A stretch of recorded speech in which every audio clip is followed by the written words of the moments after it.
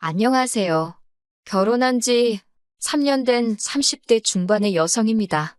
대학교 졸업 이후로 방송일과 프리랜서 통번역 일을 하면서 싱글 라이프를 즐겼어요. 사회생활 시작하고 3년이나 지났을까? 그 이후로는 줄곧 한 달에 적으면 500 많으면 800 이상 벌어서 먹고 사는데 크게 걱정 없이 지냈지요. 그런데 그렇게 살다 보니 남들 다 하는 연애 한 번을 제대로 못 해봤어요. 그러다 지인을 통해 지금의 남편을 소개받았습니다. 남편은 광고업계에 종사하고 있었는데 제가 하는 방송일과도 겹치는 부분이 많아서인지 첫 만남부터 대화가 잘 통했어요. 뿐만 아니라 입맛이라던가 취향도 비슷해서 함께 있는 시간은 늘 즐거웠네요. 다만 진지하게 결혼 이야기가 오가기 시작하면서 생각지도 못한 이야기를 듣게 되었습니다. 그건 바로 남편이 저와 사귀기 직전에 크게 주식 투자를 했었다는 거예요. 원래 주식이라던가 코인에 크게 관심이 없는데 그때는 가까운 지인이 하도 확실하다고 해서 한번 해봤다고. 그런데 많이 잃었다고 하더라고요. 자기 돈으로 투자를 한 거고 어쨌든 저와 만나기 전에 있었던 일인 만큼 제가 이러쿵저러쿵 할 것은 못 되었지만 마음에 좀 걸리긴 했어요. 게다가 그래서인지 결혼 이야기가 나오기 시작했을 때 서로 재정 상태를 오픈하게 되었는데 역시나 남편은 모아둔 돈이 별로 없더군요. 가뜩이나 광고업계가 업무량에 비해 월급도 짠데 모아둔 돈도 없었으니 솔직히 금전적인 것만 생각하면 이 결혼을 해도 되나 그런 생각이 들었던 것도 사실이에요. 하지만 결국엔 남편과 미래를 약속했습니다. 금전적인 것만 제외하면 저에겐 완벽한 남자라는 믿음이 있었거든요. 그리고 저라고 해서 완벽한 여자는 아니었을 테니 서로 부족한 부분은 메꿔주는 게 부부 아니겠어요? 그래서 결혼을 결심했네요. 결혼식 비용은 반반도 아니고 제가 7남편이 3을 부담했습니다. 친정부모님께서 이 사실을 알곤 괜히 남편을 안 좋게 본다던가 마음 쓰실까 싶어 친정에는 반반 결혼이라고 말씀드렸어요. 그래도 시댁에는 남편이 제대로 이야기했다고 하더라고요. 그리고 저는 솔직히 어머님께서 그러면 저한테 조금이라도 왜 고맙다거나 그러실 줄 알았습니다. 물론 제가 무슨 선심 쓰듯 생색이나 내자고 결혼 비용을 더 낸 건 아니지만 저희 오빠도 결혼할 때 학자금 대출 받고 어쩌고 하느라 모아둔 돈이 많지가 않았거든요. 그래서 올케 언니가 결혼식 비용을 더 많이 부담했어요. 당시 친정아버지가 투병 중이셔서 친정에서도 도와줄 형편이 못 되었고요. 이 일로 인해 지금까지도 친정부모님 특히나 친정어머니께서 올케 언니한테 미안해하시고 고마워하십니다. 그리고 저는 저희 어머님도 저한테 저희 친정어머니처럼 생각하실 줄 알았지요. 하지만 이게 웬걸 어머님이 보여주신 행동은 제 예상을 완전히 넘어서는 것이었네요. 결혼식 당일 남편 사촌이 저한테 한다는 소리가 어머님께서 당신 친인척들한테 제가 얼마나 남편이 좋았으면 자존심도 없이 돈을 바리바리 싸들고 시집을 온다는 식으로 말하고 다니셨다나요. 그런 이야기를 전하는 그 사촌도 제정신은 아니다 싶었고 아무튼 얼마나 마음이 상하던지요. 사실 결혼 준비를 하면서 시댁 식구 중 누구 하나 괜찮은 사람이 없다는 생각은 계속하고 있었어요. 그도 그럴 것이 어머님은 어른께 이런 표현을 써서 좀 그렇지만 가진 것도 없으면서 거만하기 짝이 없으세요. 뿐만 아니라 주변 사람을 깎아내려 당신의 자존심을 챙기시는 분이셨고요. 상견례 자리에서 뜬금없이 저희 어머니더러 대학 어디 나왔냐, 자기는 뭐 여대를 나왔다며 웃으대셨는데 저희 어머니도 같은 학교를 나오셨거든요. 그런데 저희 어머니가 동문이라 하니 슬그머니 말을 바꾸시대요. 알고 보니 거짓말이었습니다. 아버님도 어머님 못지않았어요. 학교 선생님을 하시다 은퇴를 하시고 지금은 애들 상담하는 일을 해준다 하시더니 그냥 학교에서 경비 일을 하고 계셨습니다. 경비 일이 나쁘다는 게 아니라 그 정도로 허풍과 허세가 심하셨어요. 그리고 남편보다 2살 많은 아주버님은 거긴 뭐 말할 것도 없어요. 남자가 어찌나 입이 싸고 말을 지어내는지 상종을 못하겠더라니까요. 어떻게 이런 집구석에서 남편 같은 사람이 나왔는지 신기할 지경이었네요. 그런데도 그런 집안이랑 사돈 맺을 생각을 어떻게 했냐고요? 그저 남편이란 사람 하나 보고 믿고 한 거예요. 성실하고 책임감 있고 저한테 모든 걸 맞춰주려는 사람이라서요. 그리고 이런 시댁 식구들과 계속 제가 부딪히는 건 어찌 보면 피할 수 없는 일이기도 했습니다. 여러 가지 에피소드가 많지만 굵직한 몇 가지만 말해볼게요. 저는 위로 결혼한 오빠와 언니를 한 명씩 두고 있는 막내딸입니다. 오빠는 메이저 항공사에서 부기장으로, 언니는 대학병원 간호사로 일하고 있어요. 한마디로 둘 다 직업적으로 주말주중에 따로 없지요. 그런데 어머님이 상견례 때 오빠네 내외와 언니네 내외까지 다 나오게 하라는 겁니다. 어떤 사람들인지 당신이 직접 만나봐야겠다면서요. 그런데 저희 오빠도 그렇고 언니도 그렇고 다들 상견례 때 당사자만 나갔지 다른 형제들을 동원하진 않았거든요. 그리고 일단 시간도 안 되었고요. 그래서 제가 어머님께 그건 어려울 것 같다고 했습니다. 각 가정마다 사정이라는 게 있는데 제 결혼식도 아니고 상견례 때문에 모이라고 할 수는 없다고요. 그랬더니 벌써부터 시엠이 알기를 뭐같이 아냐면서 당신네 집안은 양반이기 때문에 아무나 하고 사돈을 맺을 수는 없답니다. 그러면서 상놈의 집구석도 아니고 뭐 니네 둘만 좋으면 그만이냐면서 무조건 다 나오게 하라는데 아무리 그래도 그렇지 어머님 말씀이 너무 심하다 싶더라고요. 게다가 어머님과 저는 사람들도 많은 카페에서 대화 중이었기에 너무 창피하고 남사스러웠네요. 그래도 처음엔 그런 어머님을 어떻게든 진정시키고자 저희 가족들이 어떤 사람들인지는 저희 남편 그러니까 어머님 아들한테 직접 물어보시라 했습니다. 남편은 실제로 저희 오빠도 언니도 한 번씩 만났던 상황이었으니까요. 그런데 어머님께선 남편이 사람 보는 눈이 그렇게 좋은 편은 아닌 것 같다면서 이것도 저한테 들으라고 하시는 소리였는데 그때는 제가 너무 당황해서 눈치를 채지 못했답니다. 진작에 눈치를 챘더라면 그냥 넘어가지 않았을 텐데요. 아무튼 그러니 당신 눈으로 직접 봐야겠다고 계속해서 억지를 부리시더라고요. 결국 참다 못한 제가 양가 어른들한테 금전적 지원 하나 받지 않고 성인 두 사람이 만나서 하는 결혼인 만큼 전부 다 어머님 뜻에 맞춰드릴 수는 없다 받아쳤습니다. 듣기에 좀 대바라졌다 싶을 수도 있겠지만 어머님 언성이 높아질수록 저도 기가 죽으면 안 되겠더라고요. 그래서 저도 좀 더 세게 말했던 것도 있어요. 그러자 어머님께서 당신 화를 삭히지 못하시고 네 마음대로 하라며 먼저 카페를 나가버리시대요. 그리고 결국 상견례는 제 뜻대로 양가 부모님과 당사자들만 모여서 했네요. 하지만 어머님의 억지는 이뿐만이 아니었습니다. 결혼식을 한 달 정도 남겨두고 일에 치여 정신이 하나도 없던 시기였는데 어머님이 연락을 해오셨어요. 돌아오는 주말에 어머님 친정 성묘를 간다며 저더러 내려오라대요. 그것도 서울에서 차로 4시간 반이나 걸리는 곳으로 말이에요. 그리고는 당황한 제가 뭐라고 대꾸도 하기 전에 어머님이 먼저 전화를 딱 끊어버리셨습니다.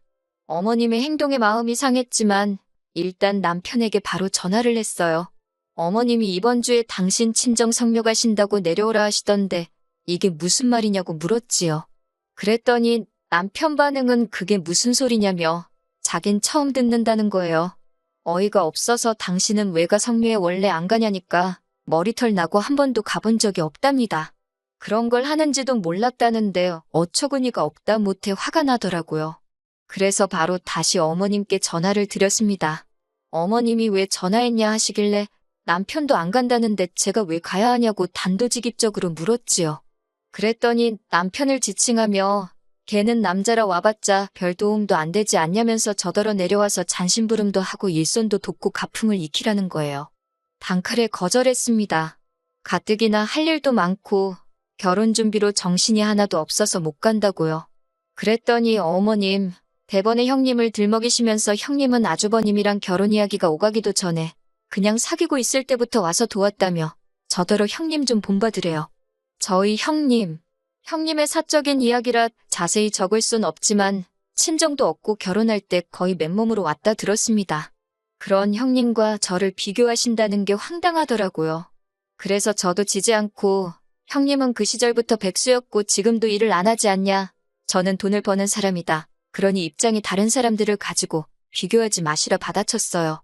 그제서야 어머님이 가타부타 말도 못하고 괘씸하네 어쩌네 화를 내셨는데 결론부터 말씀드리자면 당연히 안 내려갔습니다. 남편도 안 내려갔고요. 아주버님도 안 내려갔고 형님만 갔다고 들었네요. 솔직히 다 적지는 못했지만 이와 같은 크고 작은 일들이 계속해서 일어났어요. 그리고 제 딴에는 받아친다고 받아치고는 있었어도 스트레스를 받는 건 사실이었지요. 남편도 남편대로 어머님 아버님한테 저한테 그러지 마시라고 대들고 소리 지르고 하는데도 어머님 아버님이 한 수 위라고 해야 할지 별로 통하는 것 같지가 않더라고요. 그런 와중에 결혼식까지 올리고 난 이후로는 이제 와선 너가 어쩔 거냐 그런 생각이라도 하신 건지 저를 한층 더 막 대하시더라고요. 특히나 결혼 전에는 그나마 잠잠하시던 아버님까지 나서서 저를 못살게 구시는데 환장하겠더군요. 결혼식 이튿날이었어요. 그때도 저는 처리할 일이 쌓여 있었기에 신혼여행은 2주 뒤에 떠나는 걸로 얘기가 되어 있었고 그래서 곧 떠날 신혼여행만 손꼽아 기다리며 미친 듯이 밀린 일들을 처리하고 있었습니다. 그런데 아버님께서 전화를 하셔서는 신혼여행을 가기 전까지 시간 나는 대로 결혼식 때 와주셨던 어머님 아버님 친척분들께 감사하다고 따로 한 번씩 찾아뵙고 인사를 드리라는 겁니다. 물론 제가 바빠서 신혼여행을 미룬 거긴 해도 일에 치여 제때 신혼여행 못 간 것도 속상한데 뜬금없이 그 시간을 무슨 인사 다니는데 쓰라니 어이가 없더라고요. 게다가 엄밀히 말하자면 어머님 아버님 친인척분들이 저 보려고 저 축하해 주시려고 온 손님들은 아니잖아요?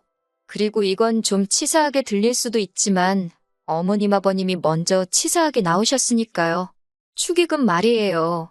저희 친정부모님은 저희 신혼에 보태라고 전부 다 저희한테 주셨는데 어머님 아버님은 정말 박박 다 긁어가지고 가셨어요.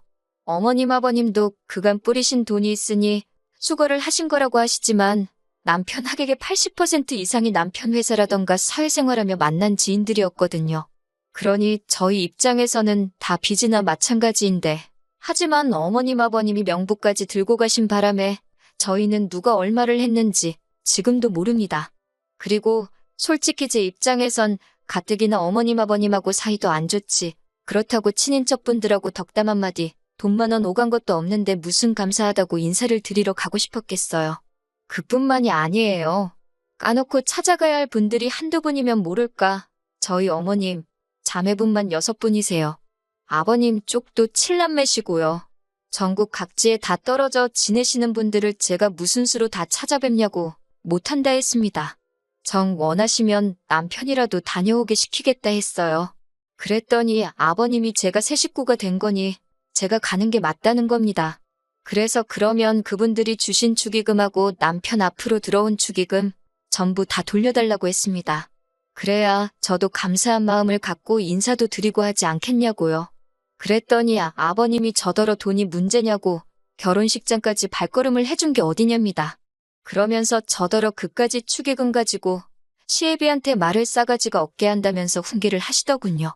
계속되는 말씨름에 지칠 대로 지친 제가 그분들이 안 오셨어도 결혼식은 잘 진행되었을 거라고 그래서 저는 크게 감사하지 않다고 해버렸습니다.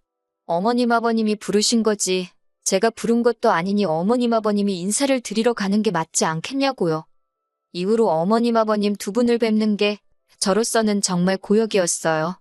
안 보고 살 수는 없는 상황이었지만 밥 한 끼도 같이 먹기가 껄끄러웠달까요. 그런데 그런 제 심정을 아는지 모르는지 어머님 아버님은 점점 더 과한 요구를 해오셨습니다. 특히 경제적인 부분으로 저나 남편에게 부담을 주실 때는 남보다도 못하다 싶더라고요. 저희 어머님 아버님 두 분 다 젊은 날 고생을 많이 하셨다는 이유로 일은 안 하고 계십니다. 그렇다 보니 생활은 나라에서 나오는 연금과 아들들이 보내주는 용돈으로 해결하셨지요. 남편이 어머님 아버님께 생활비를 드리고 있다는 사실은 결혼 전부터 알고 있었고 그래서 저에게 문제가 되는 일은 아니었습니다.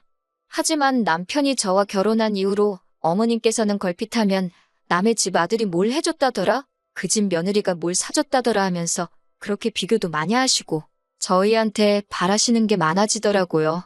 그러다 결정적으로 어머님 아버님과 등지게 된 사건이 있었으니 그건 바로 제 차 때문입니다. 알고 보니 어머님이 제가 차를 산 것 가지고 형님을 상대로 제 뒷담화를 하신 거였더라고요.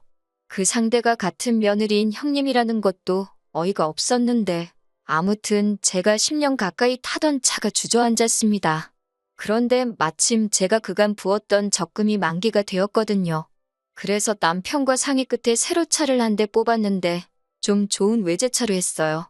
제가 번 돈으로 제 차를 사는 거니 이게 욕먹을 일이라고는 생각도 못했지요. 그런데 형님이란 사람이 제 걱정인지 조언인지를 해준답시고 저한테 전화해서는 한다는 말이 가관이었습니다. 일전에 어머님이 저더러 크루저 여행을 하고 싶다고 몇 번 말씀을 하셨는데 제가 그냥 나중에 기회가 되겠지요 하고 말았거든요. 어머님이 말씀하신 여행 자체가 한 사람당 500만 원도 넘는 여행이었고 솔직히 제가 돈을 잘 벌고 있었어도 어머님 아들이 워낙 벌어오는 게 적다 보니 다른 맞벌이 부부에 비하면 크게 여유가 있는 상황도 아니었으니까요. 그런데 제가 차를 바꿨더니 지 쓸 돈은 있어도 지시엠이 여행 보내줄 돈은 없는가 보다면서 제가 아주 이기적이고 싸가지 없고 어떻고 저떻고 얼마나 말이 안 되는지 듣고 있는데 하고 싶은 말이 뭐야 그런 생각뿐이었어요. 결국 듣다 못한 제가 형님더러 일단 알겠다고 했습니다. 그랬더니 형님이 또 한다는 소리가 그게 다냐면서 그냥 그 차를 어머님 드리면 어떻겠냐는 말도 안 되는 소리를 하더라고요. 어이가 없어서 웃으면서 말이 되냐고 받아치고 전화를 끊었습니다. 그리고는 어머님께 전화도 안 했어요. 뒷담화 하신 거니까 제 면전에 대놓고 하신 말씀도 아닌데 제가 뭐 시시비비라도 가릴 것도 아니고 그냥 어머님 속마음만 잘 알았다 그러고 있었지요. 그런데 며칠 뒤 정말 황당한 연락을 받게 되었습니다. 이웃 주민이었는데 당장 1층으로 나오라고 하더라고요. 무슨 일인가 싶어서 가보니 어머님이 그곳에 계셨습니다. 제가 도대체 무슨 일이냐고 하니까 세상에 저희 어머님이 이웃 주민의 차를 발로 차다가 현장에서 잡혔다는 거예요. 어이가 없어서 남의 차를 왜 걷어차셨냐니까 어머님이 이게 다 저 때문이라면서 제 차인 줄 알고 그랬다는 겁니다. 제가 차를 싼 게 얄밉고 꼴배기 싫어서 제 차인 줄 알고 해코지를 하신다는 게 남의 차이다 그러신 거였지요. 그 이야기를 같이 듣던 이웃 주민도 입을 틀어막고는 뭐라 말을 못하더라고요. 정말이지 어찌나 낯뜨겁고 남사스럽던지요. 남편에게 바로 연락을 했더니 1시간이나 걸렸나. 남편도 얼마나 어이가 없었는지 불이 나게 왔어요. 그런데 남편이 어머님더러 이게 무슨 주태냐며 화를 내니 어머님이 하시는 말씀이 가관이었습니다. 이게 다 제가 당신 말을 안 듣고 서운하게 해서 따끔하게 야단치려다 이렇게 된 거라며 제 잘못이라 하셨으니까요. 아무튼 결국 수리비는 남편이 물어주게 되었고 남편이 저한테 정말 미안하다고 연신 사과를 하대요. 어머님은 어머님대로 사람 하나 잘못 들어와서 이게 무슨 꼴이냐며 원성을 높이시고 그러다 결국 남편이 먼저 울분을 토했습니다.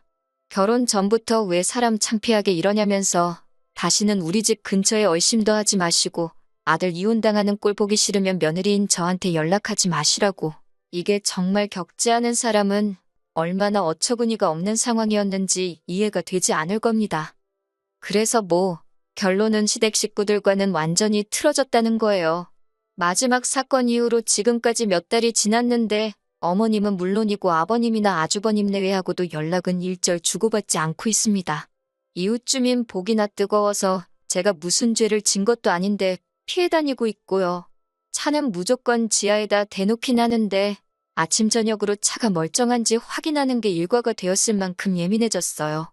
남편은 남편대로 지금까지 제 기분을 살피는데 여러 가지로 마음이 불편하고 안 좋은 게 솔직한 심정이지요. 남편하고 결혼한 걸 후회하지는 않는데 어쩌다 이렇게까지 된 건가 싶기도 하고 더 솔직히 말하자면 이대로 계속 안 보고 살았으면 좋겠습니다. 어머님 아버님이 달라지실 것 같지는 않거든요. 모르겠네요. 아직 끝난 일이 아니라 진행 중이라면 진행 중이라서 어떻게 해야 할지. 그나마 지금은 남편이 여전히 제 편인 걸 알기에 같이 살고 있지만 글쎄요. 남편마저 조금이라도 흔들린다면 놔주겠다는 생각도 하고 있습니다. 결혼 생활도 부부라는 것도 뭐 하나 쉽지 않네요, 정말.